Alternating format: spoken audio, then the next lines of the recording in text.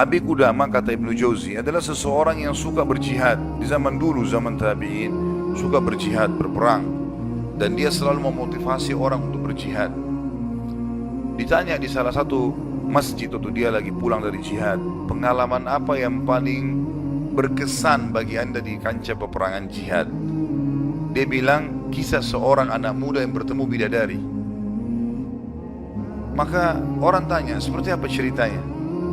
Dia bilang, satu waktu saya pulang ke negeri saya, di kotanya. Kemudian saya motivasi orang untuk berperang, berjihad. Sampaikanlah motivasi, ayat-ayat, hadis, kisah-kisah nyata.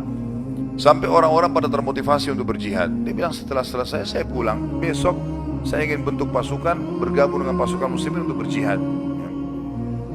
Waktu saya pulang ke rumah, dia bilang tiba-tiba ada suara perempuan depan pintu memanggil, wahai Abi Qudamah, Abi Qudamah. Dia bilang, saya baca, a'udzubillahi minasyaitonirrajim. Jangan sampai ini godaan syaitan. Perempuan malam-malam memanggil-manggil depan rumah. Dia enggak bilang, saya enggak mau buka pintu. Terdengar lagi suara kedua kali, Abi Qudamah, Abi Qudamah, buka pintu. Suara perempuan. Dia bilang, a'udzubillahi minasyaitonirrajim. Saya enggak mau buka, takut jadi fitnah, gitu kan. Terus perempuan itu rupanya nyaut depan pintu. Dia bilang, wahai Abi Qudamah, bukankah anda yang memotivasi kami berjihad? Dan saya terpengaruh dengan itu. Saya ingin menyumbang sesuatu. Bukalah pintunya. Tapi waktu saya dengar orang ini mau nyumbang hubungan dengan jihad, saya buka pintu. Perempuan itu rupanya bercadar. Dia bilang, pada saat saya buka pintu dan di hadapan saya tahu kalau orang ini kalau tidak pakai cadar, luar biasa Allah berikan kelebihan fisiknya. Terlihat wanita ini punya kecantikan, tapi dia tutup auratnya. Lalu saya alihkan pandangan saya dan saya katakan, apa yang akan engkau sumbang, ibu? Dia bilang, sesuatu yang paling indah dari tubuh saya, hai Abi Qudamah, adalah rambut saya. Saya memiliki rambut yang sangat bagus dan panjang. Maka saya sudah memotongnya dan saya sudah membentuknya supaya menjadi tali kekangan kuda. Maka saya minta agar rambut saya ini engkau jadikan tali kekangan kudamu, agar minimal rambutku ikut berperang. Nabi Qudamah bilang, saya heran dengan imannya ibu ini, luar biasa ini. Gak pernah ada orang terfikir seperti itu. Rambutnya panjang, lebat, tebal, dipotong, lalu dibuat sedemikian rupa sehingga bisa menjadi tali kekangan kuda, gitu. Pakailah ini Abi Qudamah. Abi Qudamah bilang, baiklah, diambil. Pada saat sudah diambil, Abi Qudamah mau tutup itu, dia bilang, sebentar, masih ada satu lagi Abi Qudamah. Dia bilang apa? Suami saya mati syahid, dan semoga Allah terima, semoga juga kami disatukan di surga. Dan dia mewariskan seorang anak laki-laki yang mirip seperti dia. Maksudnya keimanannya, kefisiknya, segala macam. Saya harap anda tidak menolak anak saya besok ikut berjihad. Kata Abi Qudamah, baiklah. Tutup pintu. Besok pagi habis sholat subuh, habis syuruk, menjelang duha, berkumpullah orang-orang yang mau ikut jihad untuk bergabung dengan pasukan muslimin. Setelah Abi Qudamah bilang, saya motivasi mereka, datanglah seseorang dari belakang saya berteriak, Abi Qudamah, Abi Qudamah. Suara seorang laki-laki. Dia bilang, saya balik ke belakang. Waktu saya balik, saya seperti melihat matahari. Artinya ada seorang laki-laki putih, tinggi, gagah, rambutnya indah, fisiknya kekar di atas kuda. Dia bilang, saya sendiri kagum melihat orang ini. Luar biasa secara fisik, membuat orang sudah kagum. Dia bilang, terus dia bilang, ayah Abi Qudamah, saya anaknya ibu semalam yang memberikan rambut kepada anda. Dan saya siap untuk ikut berperang. Dan wasiat ibu saya agar saya jangan pulang, suruh mati syahid. Tapi Qudamah, saya kagum melihat lagi anak ini. Sudah kagum melihat ibunya, kagum melihat anaknya. Bagaimana keyakinan mereka berdua tentang janji Allah. Dan hidupnya di situ sudah. Lingkup hidupnya itu adalah yang dijanjikan oleh Allah dan Rasulnya. Udah, Allah bilang dapat ini, ya sudah, dia yakinkan iya. Sholat dapat ini, puasa dapat ini, jihad dapat ini. Yakin, tidak ada keraguan. Hidupnya terbentuk di situ. Itu yang dijalani sama dia. Dia yakin meninggalkan juga dosa, ini adalah pintu yang baik. Kalau dia buat, dia akan jauh dari Allah. Maka dia berada di lingkup itu, kendaraan itulah. Kata Abi Qudamah, baiklah anak muda, kau masih muda, gitu kan. Saya akan letakkan kamu di bagian belakang pasukan. Anak muda itu diam. Dia bilang, Abi Qudamah bilang, ini saya tentu simpulkan ceritanya ya, karena saya tidak hafal secara lafaz letter tentang kisah, tapi saya datangkan poinnya gitu. Kata Abi Qudamah, waktu perang lagi berkecamuk, tiba-tiba anak muda ini sudah ada di depan. Lalu saya lihat dia, dan memang di pikiran saya dia bilang cuma anak muda itu saja. Saya datangin dia, hai anak muda mundurlah, kamu masih muda, belum berpengalaman, gitu ya. Saya khawatir atas dirimu. Dia bilang, wahai Abi Qudamah, Allah berfirman, hai orang-orang beriman, kalau kalian bertemu dengan orang kafir, jangan kalian mundur. Allah bilang, jangan mundur, Anda suruh saya mundur, gitu ya. Gitu ya. Kata Abi Qudamah, saya nggak bisa bantai ini karena dia pakai ayat, gitu ya. Maka saya pun berada di sebelahnya sampai akhirnya karena perang lagi berkecamuk terpisahkan, otomatis terpisahkan. Waktu pasukan lagi istirahat, saya coba cari anak muda ini. Saya nggak cari, pikirannya sudah nggak ada yang lain. Targetnya anak muda ini gitu. Itu betul-betul menarik perhatian dia. Dia bilang begitu saya lihat orang lagi istirahat semuanya karena capek berperang. Maka saya lihat anak muda ini sibuk menyiapkan makanan para mujahidin, mengikatkan tali kudanya, menyiapkan rumput kudanya. Pokoknya dia sibuk dengan itu.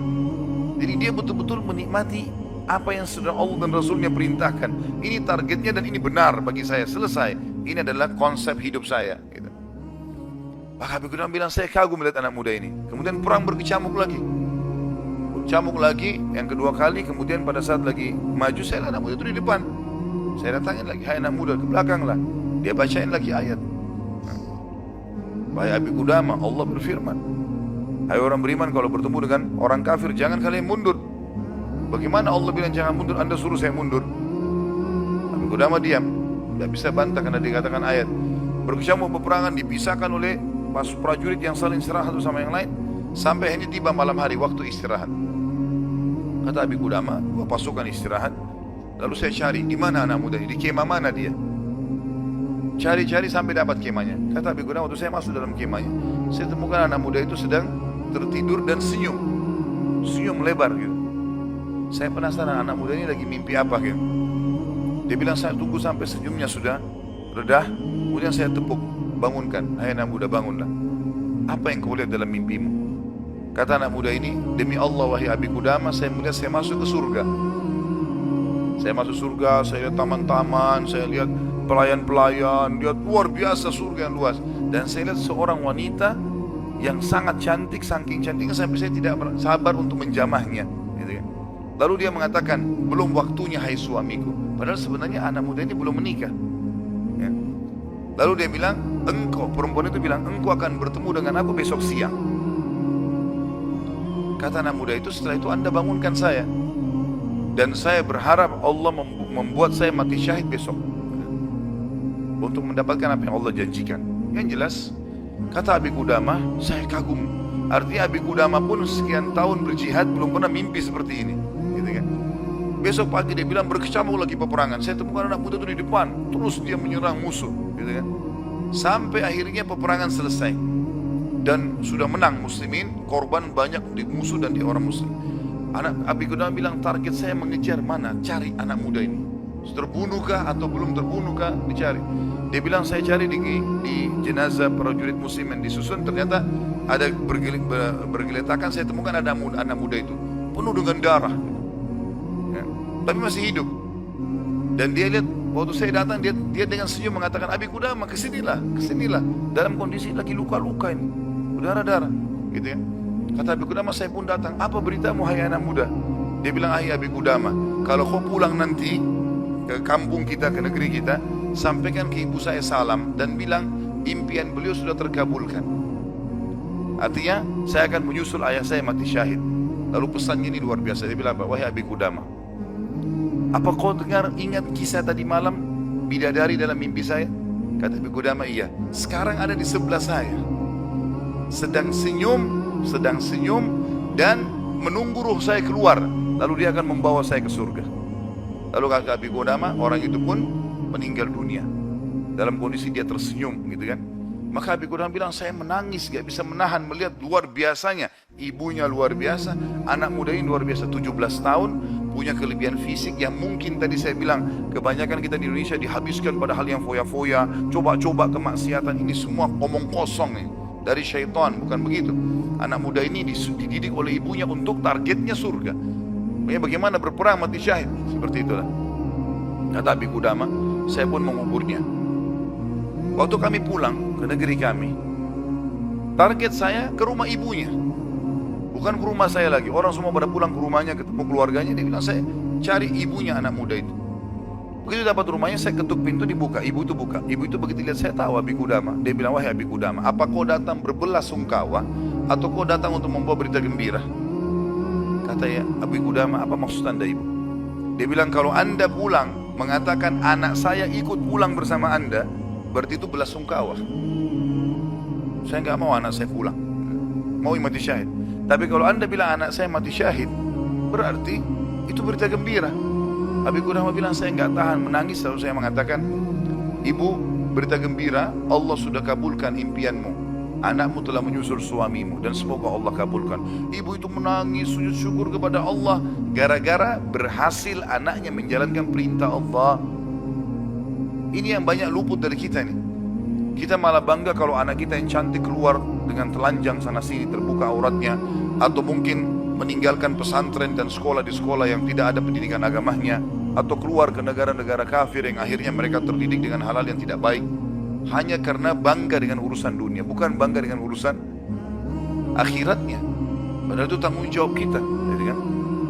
Jadi teman-teman sekalian, menanamkan muraqabah, yakin kalau Allah mengawasinya, yakin akan janji Allah terhadap ibadah yang dia kerjakan, yakin ancaman Allah kalau dia melanggar. Maka ini poin yang sangat penting, ini yang sedang kita bahas.